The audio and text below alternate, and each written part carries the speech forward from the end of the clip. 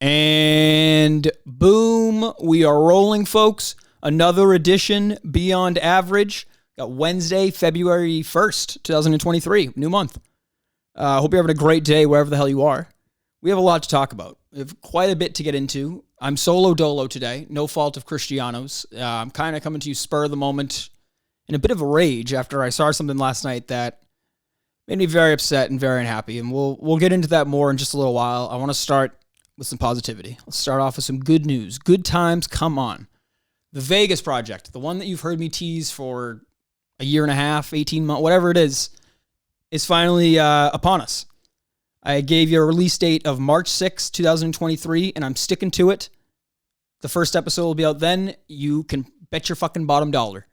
The trailer is probably going to be the week before on the 27th of February, so be on the lookout for that. Follow it on Twitter right now. I set up a whole Twitter account. We're going to tweet out maps that we're referencing, photos of people that we're talking about, all that good stuff. So you can find that at Deserted Truth LV on Twitter, at Deserted Truth LV. What else has happened since we've last done a show? I did Minifandom, an episode of Minifandom with Metters, and we kind of recapped the KMS appearance, but I'm going to do it here real quick just because some of the Beyond Average audience has not heard that. What a day it was. My first official Kirk Minahan show appearance, because beforehand was the pitch for the Sacco live show, to do the live show at the Sacco movie theater. And that went well, but that was only about 10 minutes, 5-10 minutes. I think I was on there, and it was quick. This time I would consider it a real appearance. It was a Friday spot. Boy, it was a lot. It was a long day. It was a long day. It was a long night beforehand. I did not sleep well. I was a little nervous. I definitely was overthinking some things. Planned on getting outside of the studio, I don't know, around 9 o'clock, have 5-10 minutes to myself in the car, walk in, have 20 minutes before Kirk gets there. Boom. Thought it would be great. Cullinane gives me the address, I think the night before. Put it in the GPS, I'm ready to go. I left at the exact time, got into Watertown right before 9 o'clock. It was before 9 o'clock I got into Watertown, where the studio is. Stopped at that little Starbucks, grabbed a bagel, was sitting outside of the address that Cullinane had given me by 9:02, maybe 9:05. I don't know what time it was, but I was right there, right on time. And of course, I realized, I'm looking around, I'm like, this doesn't look like where I've been, because I had been there once before. It was a while ago, but I'd been there once before. And I'm looking around, like, this doesn't feel right. Maybe it's tucked around that corner right there. I'm like, it's just got to be right around the corner. Maybe the map, the Apple Maps are. Nope.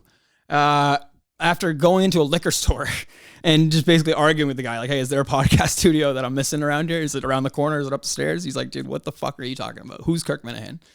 I'm hitting up Dave on Twitter because I know the worst thing that could happen is me walking there late. That would be the absolute worst thing that could happen. I'm like, that I'll get killed for it. He might not even let me in. So just make sure you're there before he is, right?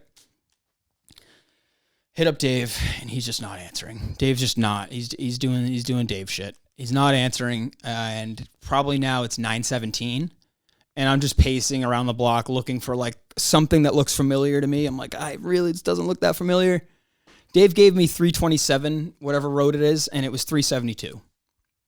So I would say it was about, I don't know, maybe a quarter mile up the road. It wasn't far, but it wasn't like it was like right there. It wasn't, you know what I mean? It wasn't right in front of me. And so by the time Dave gets the message that I don't know where I am, it's 9:24, and he gives me his number, and he tells me, he kind of laughs about it at first. He's like, oh, what do you mean? You've been here before. I'm like, dude, you gave me the wrong fucking address. What do you... yeah, it was here 2 years ago. You gave me the right address. I don't know. I'm sorry. I didn't have that message saved, and I asked for the address. You gave it. You know what I mean? It's my fault that he gave me the wrong address. Apparently, I wasn't on time. Apparently, whatever. So now I'm now faced with the decision: should I go back to my car, or should I just book it? Should I try to make it in time on foot, or should I go to back? I figured if I went back to my car and then drove, I don't think I would have made it there in time. So I just started running. I just started sprinting down the streets of Watertown, dodging the homeless people, avoiding the syringes on the ground. It was a nightmare. I get out front, and who do I see? What's the first thing I see before I even recognize the building? How do I know it's the right building? Because I see Kirk Minahan getting out of his car, his like $500,000 Mercedes, looking at me like I'm a goddamn idiot. And I right then and there, I thought it was going to be like we're going to laugh about this. He's going to be like, what the fuck are you doing? No, he just turned around and kind of went right back towards his car and was like, I think he gave me a little head shake. Like, what the fuck is this kid? I walk upstairs. Dave, of course, is like, oh, I thought you'd been here before. God. Dave, I fucking hate you. Wasn't a good start to the show. It was a rough opening, I would say 30 minutes.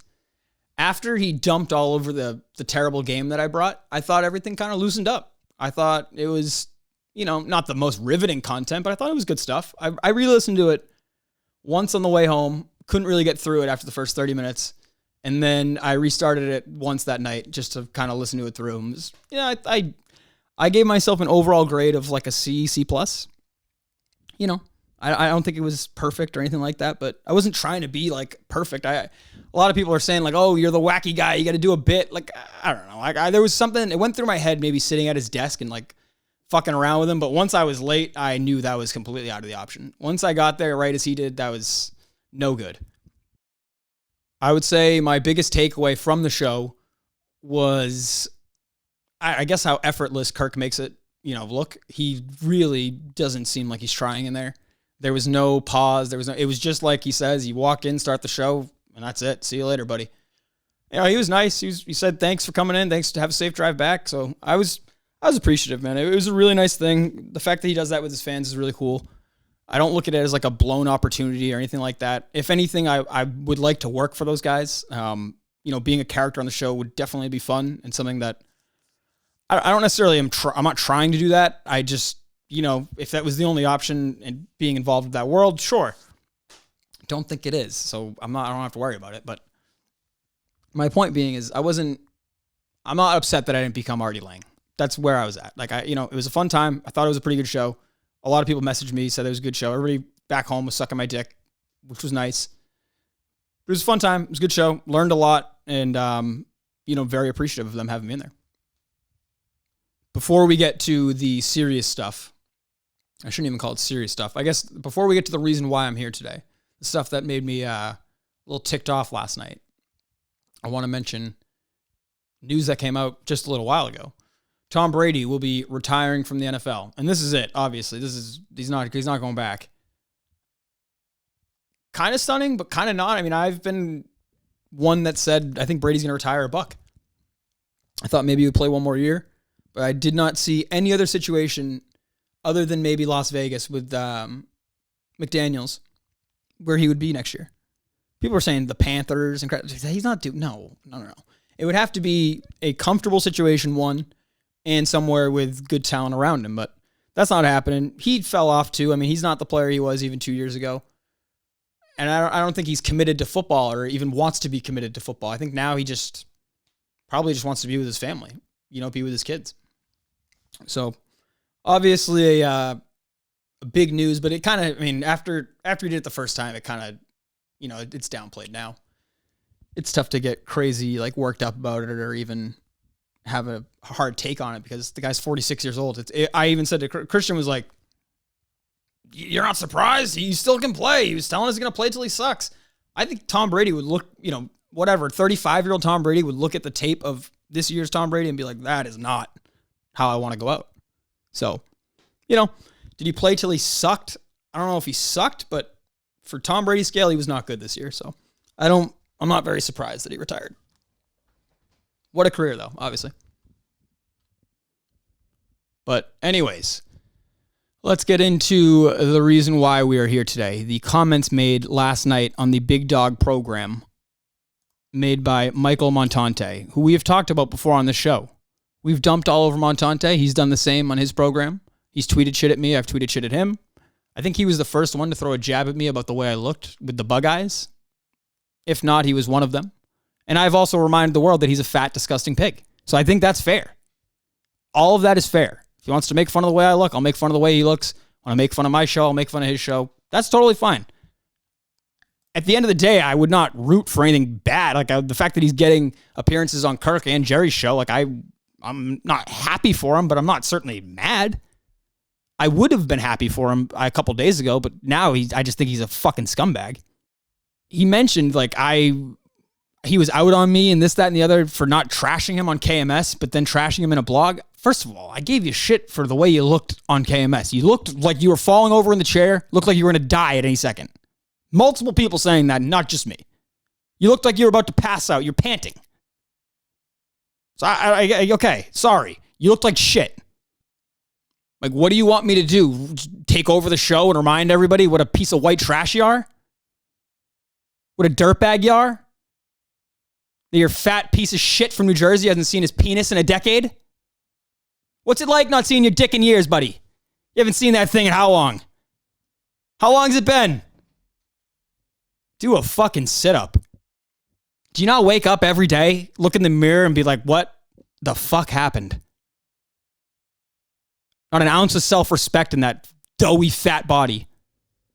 You're a man in your 30s with an IQ lower than body fat percentage. What the fuck are we talking about? Calling me the loser. Saying that I'm a loser. Again, fine. You want to make fun of me. You want to say all that. Fine. This is a man who's drinking himself to death every night. Fine. These are the comments I had a problem with. Fooling, you fucking fat dork. Making sure your girlfriend makes you a cake for torturing me. You fucking dork. And that right there is when the line was crossed. And actually upset. Don't know who the fuck told him that was okay to say. Tell your girlfriend to go make you another cake. Well, let's talk about the cake, Montante, you stupid fuck. Just 2.5 years ago, probably, before I ever knew Montante, before we were in the Minifans, any of that, Jess decided to be nice to make Christian and I a cake for the 50th episode of Beyond Average. Again, nobody thought it was some crazy milestone, some huge accomplishment. Nobody was proud. It was just people fucking around having fun. And it was sweet to me because at the time, if you knew what was going on, if you just had a fucking clue, Montante, this is why you don't talk about people when you don't know what's going on in their life. You don't know fucking anything. You want to talk about me and the Minifans and what I put out, the content, fine. But you're a fucking idiot. You don't know what the fuck happens in people's lives.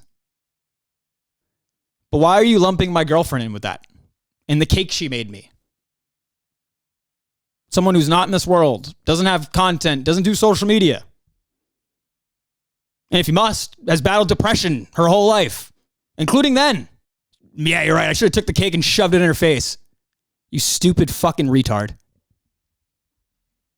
You don't know this, nor should you. Obviously, you're not trying to be malicious. Nobody thinks you are. You don't talk about people's fucking girlfriends and shit, especially when you don't know them. Shut your fucking mouth. That's all I got today. That's really it. I don't know when we'll do the next show. I don't know when BAP's coming to you next, but be on the lookout for the Vegas stuff. The Vegas trailer coming to you, February 27th, I think I said, and the first episode, March 6th. So be on the lookout for that. We'll talk to everybody soon.